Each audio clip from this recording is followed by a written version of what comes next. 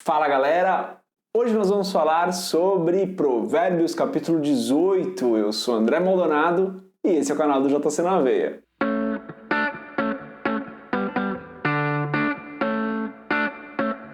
Provérbios 18 continua naquela série de capítulos de Provérbios de Salomão, onde nós temos diversos ensinamentos condensados, organizados dentro de um capítulo. O que eu quero dizer com isso é, você já sabe, esses provérbios eles não têm uma relação entre um e outro, né? E quando a gente olha para Provérbios 18, diferente do que a gente tem visto nos outros capítulos de Provérbios, a gente não consegue encontrar um tema que apareça muitas vezes. Mesmo os grandes teólogos, eu fui analisar outros comentários bíblicos, mesmo grandes teólogos não conseguiram encontrar ali um tema que se repita em Provérbios 18. Então o que eu fiz? Falei, gente, do que eu vou falar em Provérbios 18? Fica aí que você vai entender que legal que eu fiz. Mas antes, se você não é inscrito no canal, aproveita, se inscreve e deixa o seu curtir. Você também já sabe, quando você faz isso, você ajuda outras pessoas a descobrirem esses vídeos e estudarem um pouquinho mais sobre o livro de Provérbios. Então o que eu fiz para entender de quais versículos eu ia falar desse capítulo? Eu fui no site topverses.com. Esse site é um site em inglês, mas ele lista quais são os versículos bíblicos mais utilizados na internet. Ele faz essa análise a partir de sites americanos apenas, mas ele já nos dá um panorama de quais são os versículos mais usados. E é bem legal que você consegue filtrar por capítulo, por livro da Bíblia, por tempo, por várias coisas. E daí eu fui lá, falei assim, me dá quais são os versículos mais usados de Provérbios 18. E daí ele trouxe 2 versículos, e é em cima desses 2 versículos que a gente vai meditar hoje. Eu vou deixar o link para esse site aqui na descrição do vídeo. É em inglês, mas é bem interessante para você ver quais versículos, quais textos bíblicos o pessoal mais usa por aí. O primeiro versículo é Provérbios 18, 21. A morte e a vida estão no poder da língua, e aquele que a ama comerá do seu fruto. Salomão fala diversas e diversas vezes sobre como nós utilizamos a nossa língua. Se você viu o vídeo anterior que a gente postou, que é de Provérbios 17, você vai se lembrar do versículo 28. Até o tolo, quando se cala, é reputado por sábio, e o que cerra os seus lábios é tido por entendido. Provérbios 17, 28. Mas esse texto, falando da língua, também se conecta muito com o que a gente lê lá em Tiago, no Novo Testamento. Tiago, capítulo 3, versículos 9 e 10. Está escrito o seguinte: com ela bendizemos a Deus e Pai, falando da língua, né? Com ela bendizemos a Deus e Pai, e com ela amaldiçoamos os homens, feitos à semelhança de Deus. De uma mesma boca procede bênção e maldição. Meus irmãos, não convém que isto se faça assim.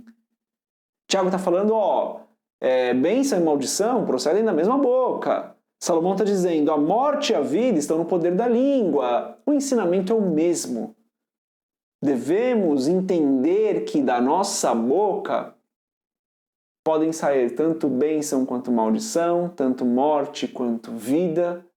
Lembre-se, o que contamina o homem não é o que entra, mas é o que sai. É o que sai das nossas bocas. Salomão fala a mesma coisa que Tiago vai falar, que Jesus vai falar. O ensinamento aqui, a reflexão que você precisa fazer é sobre o que você tem falado. E talvez você já tenha ouvido isso diversas e diversas vezes. Mas se você está lendo Provérbios capítulo 18 e passou por esse versículo, talvez o Espírito Santo queira falar com você. Talvez o Espírito Santo esteja lembrando de algumas coisas que você ainda usa a sua boca para fazer, que não é o ideal. E eu não estou falando aqui que você está em pecado nem nada disso. Só estou falando que quando eu olho para a minha vida, mesmo depois de algumas décadas como cristão, eu ainda vejo coisas que eu poderia fazer diferente. Palavras que eu poderia não dizer, ou momentos onde eu uso a minha boca com muito sentimento e o que acaba saindo da minha boca sai carregado de sentimentos negativos e não produzem nenhum fruto bom. Então, medita nisso, deixa o Espírito Santo falar com você.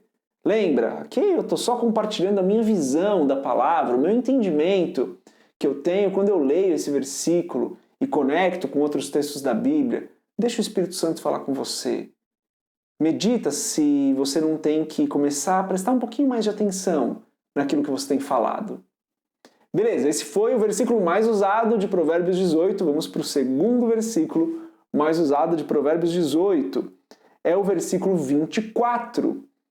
O homem de muitos amigos deve mostrar-se amigável, mas há um amigo mais chegado do que um irmão. De novo se conecta com o último vídeo, Provérbios 17, porque lá em Provérbios 17, versículo 1, a gente lê: em todo tempo amo o amigo, e para a hora da angústia nasce o irmão. O que eu vejo com isso é que Salomão tinha um conceito muito firme no coração dele de que existem amigos que são muito, muito próximos. Que não são família de sangue, mas são muito próximos. Então Salomão tinha esse conceito bem firme no coração dele, né? Que existem amigos muito próximos, muito chegados e que acabam se tornando irmãos. De novo, como a meditação foi do vídeo anterior de Provérbios 17, para quem nós temos sido esse irmão? Para quem nós temos sido esse amigo? Isso conversa até um pouco com o Novo Testamento, com a vida de Jesus, que Jesus tinha um discípulo amado. Jesus vira para os seus discípulos e fala: agora esses são seus irmãos e sua mãe. Então, sim, o que Salomão fala é que existe aquela pessoa que é tão próxima que acaba se tornando como um irmão. Um outro texto que eu queria meditar não está no que o Top Verses B passou como textos mais utilizados, mas eu queria refletir um pouquinho nos versículos 10 e 11. A gente lê o seguinte lá: Torre forte é o nome do Senhor. A ela correrá o justo e estará em alto refúgio. Os bens do rico são a sua cidade forte, e como uma muralha na sua imaginação. A gente já falou um pouquinho sobre isso em Provérbios 11. Lá em 11:28 a gente lê o seguinte: aquele que confia nas suas riquezas cairá, mas os justos reverdecerão como a folhagem. O que Salomão está falando aqui é que nós não devemos confiar nas riquezas, não devemos confiar nos bens que nós temos, na casa, no carro, no nosso emprego, mas a nossa confiança deve estar no Senhor. Porque é o Senhor quem nos provê, é o Senhor quem nos sustenta, é o Senhor quem nos guarda, é o Senhor quem nos livra do mal. A nossa confiança deve estar apenas no Senhor.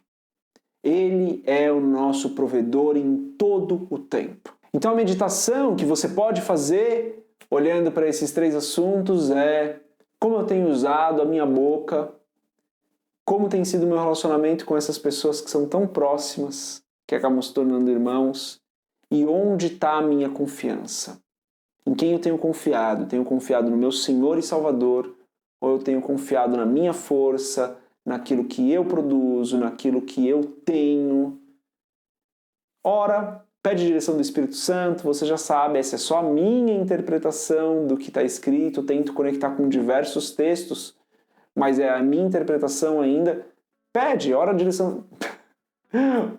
pede a direção do Espírito Santo e entende aí, deixa ele falar com você.